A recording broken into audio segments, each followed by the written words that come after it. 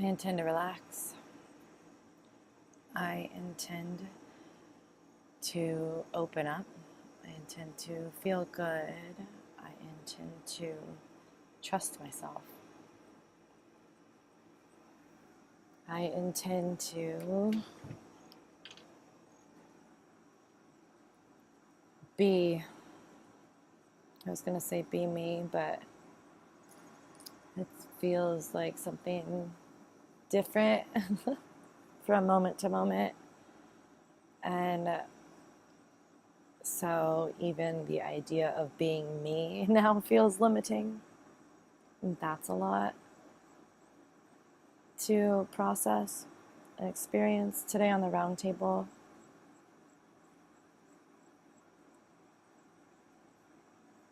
The article we were talking about was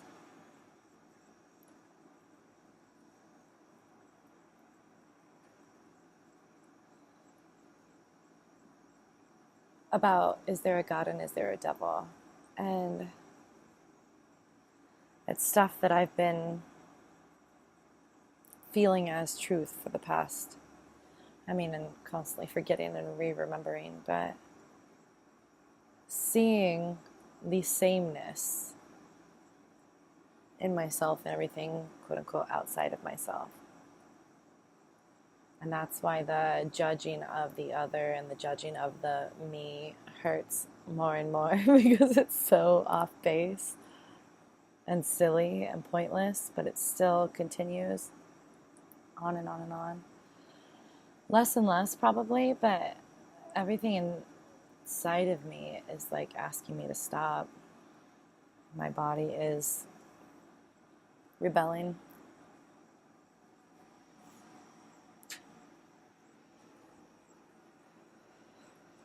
Begging me to sit up straight, to breathe, to unhunch my shoulders, to stop putting my head back like I'm bracing myself for whatever's coming next. Because when I stop and look at it, it's mostly good things, or at least enough good things to balance out the bad things. Just seem bigger because I think about them more because they hurt, and then I try to figure out how to stop the hurt from happening again, and that whole time I'm just like experiencing the hurt over and over because I haven't stopped focusing on it. So I've surrendered. I'm in the process of surrendering, maybe, but learning to just be okay with not having any idea what I'm doing here. What anybody is doing here, I don't understand. I do understand people, I think, but then there's something always comes up and tips the cart, and I have to reevaluate everything, and it feels like that happens every 4 to 6 weeks, and I'm just constantly shedding all of these layers and becoming new versions of myself and trying to exist in the world around me that seems like it's going on without any fucking clue what's happening inside of me. But I think it's because everybody's experiencing the same different versions of the same thing, you know? And everybody's just like, what the fuck is going on? Why didn't anybody tell me how to be human the right way? It's because there is no right way. They are all the right ways. Everybody has always been telling us how to be human, but nobody knows but us what is right for us. So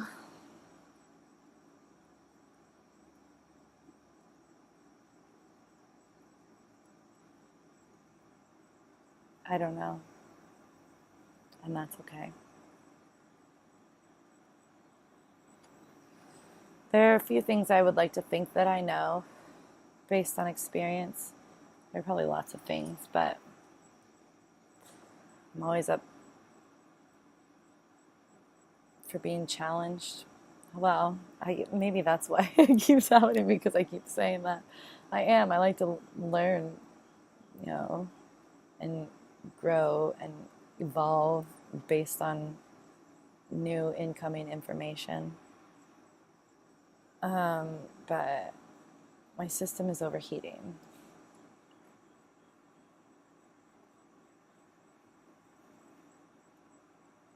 Need to run the fans for a bit. And so here I am.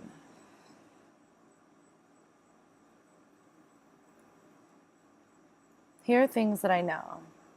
Humans want connection. As far as I can tell, that is at the root of most things. That's as far back as I've traced it. There's something maybe underneath that I don't know yet, but addiction, relationships. We buy the cars to get the women. We make the money to get the women. We, wear the heels to get the man, or whatever, even just like normal healthy relationships. What's underneath it is connection with the face of that person on it, which happens to be the path of least resistance to get that connection. But have everything meditation connection. It's all. And so, without realizing it, what I've been doing for the past, 33 years, but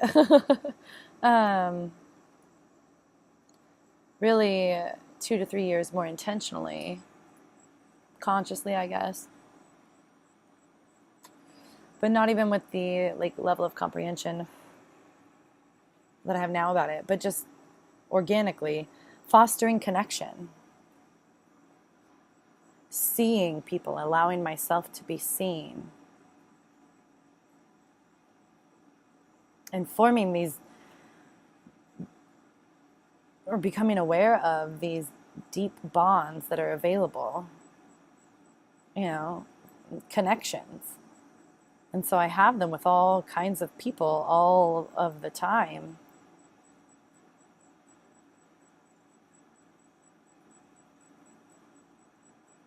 So I've said before, I don't know to whom or to myself, sometimes I feel like a data collector. It's not like I, Kyla, have chosen to do this with any intention other than just to collect information on people, why they are the way that they are. When I was younger, it was a survival thing, figuring out how best to please each person and make sure that they felt good so that I could feel good, not realizing that I'm the only one I have any quote-unquote power over, and if I base whether or not I can feel good on the feelings of everybody outside of me, then that's unstable ground, to say the least.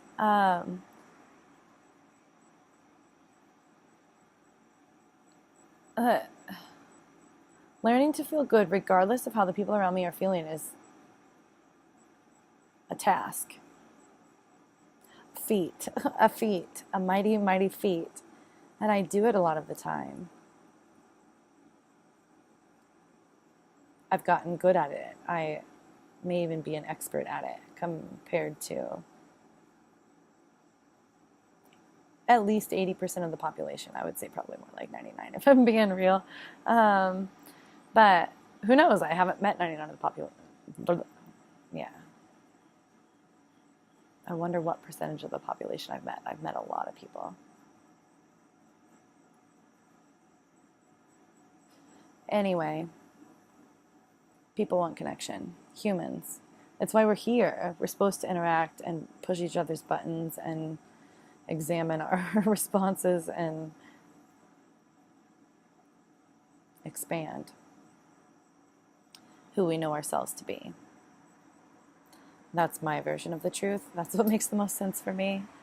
That's what, I don't know, I say makes it easier to operate in the world, but sometimes I wish I could just forget, unknow everything that I think that I know, and be blissfully ignorant and think that the white picket fence is making me happy,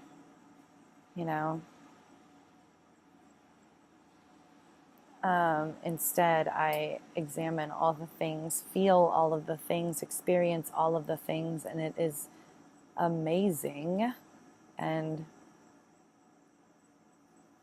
never dull, and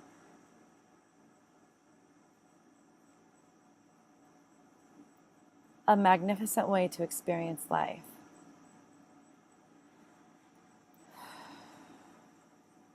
But I feel like I'm experiencing it at every point along the spectrum. So it's not just the light, easy breezy, fake, fun, happy feeling. It encompasses all of it. And that is a lot. A lot. But I am still standing. Sitting almost straight.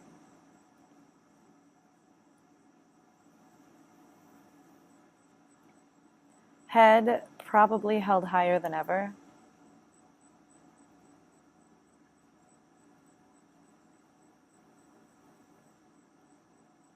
I just had the thought that it would be interesting to transcribe one of these videos and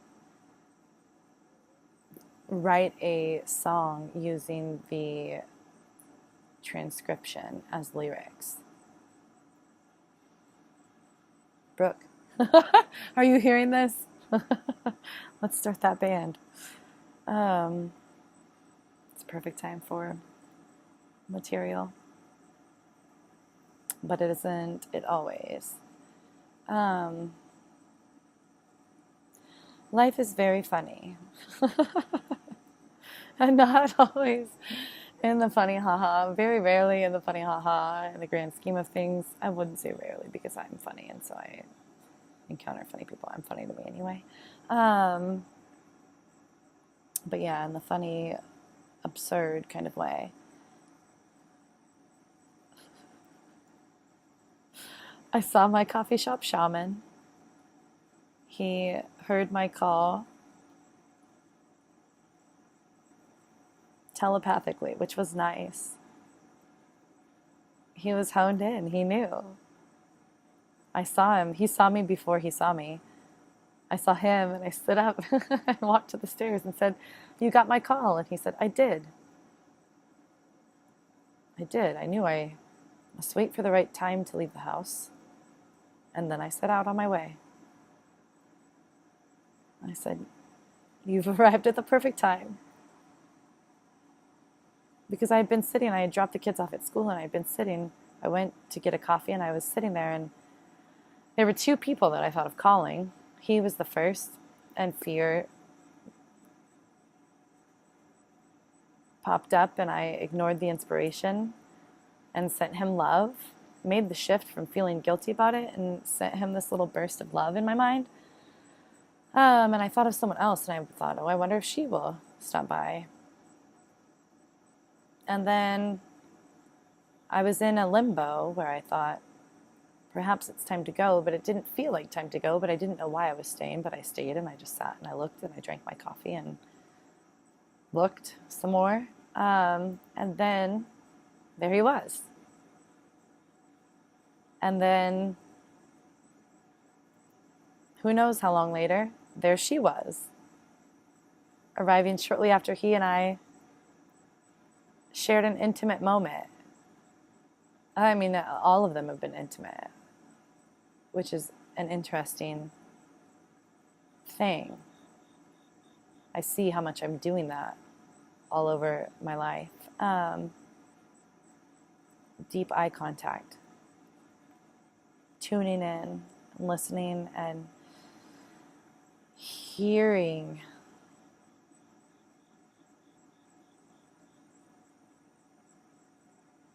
through what the person is saying to what they mean.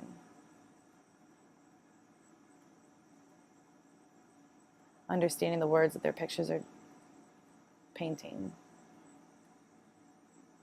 even when they might pick the quote-unquote wrong colors.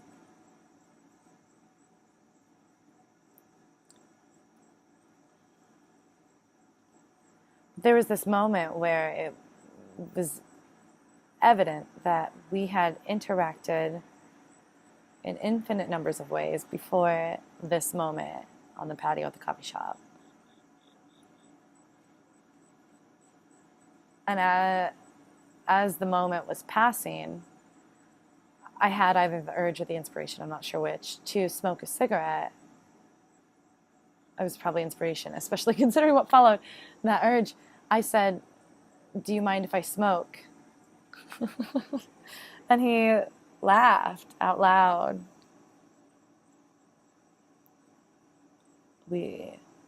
Yeah. And he said, after what we just shared, you're asking if I mind? We might as well both be smoking. And it was just,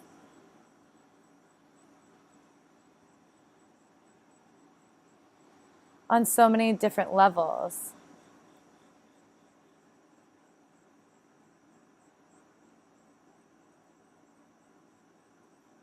It was an arm around me and a light touching of the lips, and it was all of these sort of memories of memories of memories of memories of memories flooding back in the form of feelings.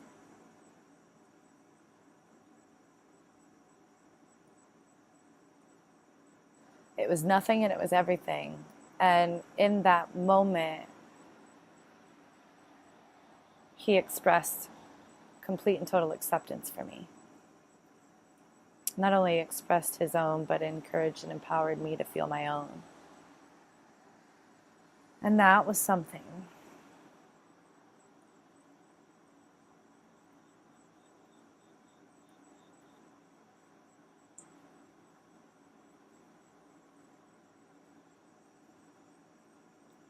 And that was just one morning of one day of 1 week of 1 month and 1 year of the life of Kyla. I mean, it was like 12 lifetimes on its own.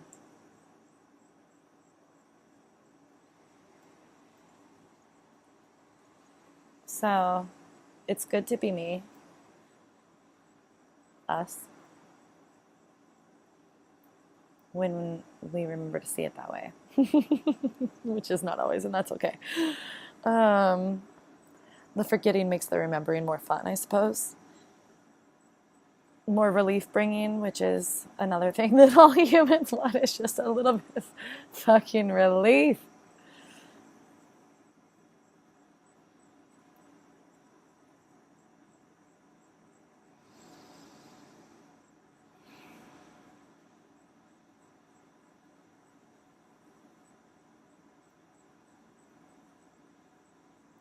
If I could give myself one piece of advice, I'd give the same to you.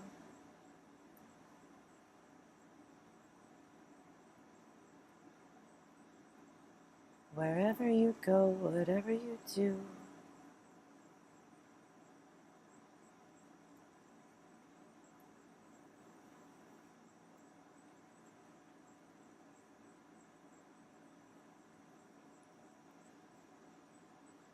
enjoy being you. I don't know what that was. Oh, here's one I haven't done in a while, though. Okay, whatever. It doesn't matter.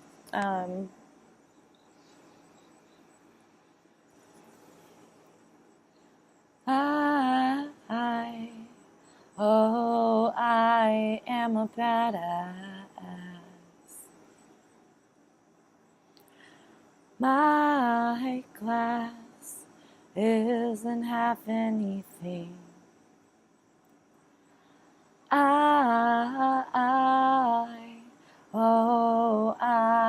am a badass. My glass, yeah, it's fucking overflowing. 'Cause I'm a badass. A motherfucking badass. A badass.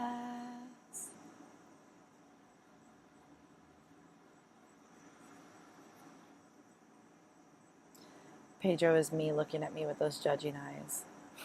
Because I was like 70% believing it. But I will take it. I know it's true. I just don't always feel it, and that's okay.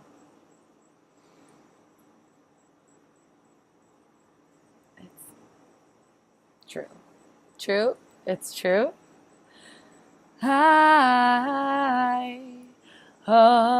I am a badass.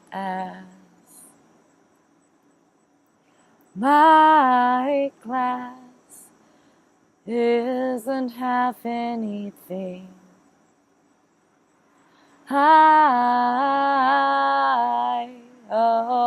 I am a badass. Yeah, my glass, oh, it's fucking overflowing. 'Cause I'm a badass. A motherfucking badass. A badass. A badass bitch. 20 minutes ago. Oops.